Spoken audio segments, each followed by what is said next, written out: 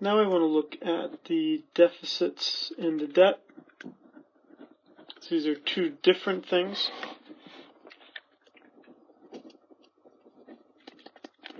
Deficits, that would be my annual shortfall. And basically what that means is that my spending is greater than my tax revenue. And the summation of my deficits is my debt. So let's look at what these amounts are here for the United States. The debt this year, the deficit, I'm sorry, this year,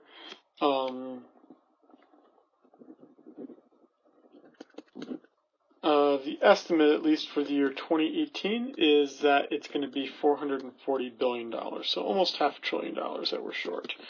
So we're spending about $500 billion more than we are bringing in, which then basically means that the debt goes up as well.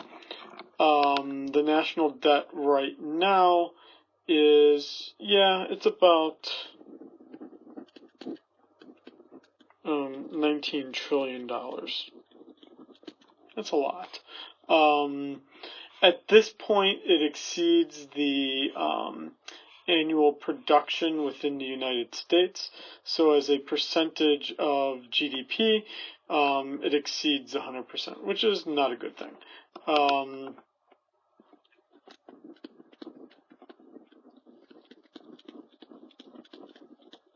If you want to look at a scary website, go to usdebtclock.org.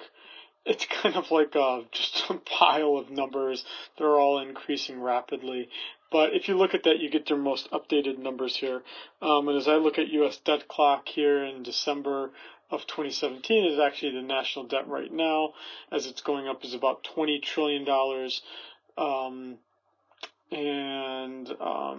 The deficit is about $670 billion.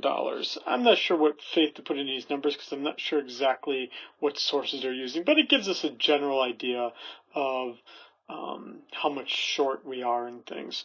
Probably the most important thing would be is that, again, if we look at our debt to GDP ratio,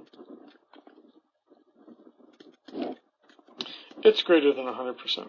Which basically means we'd have to do nothing but produce for a year and we'd be able to pay off the debt.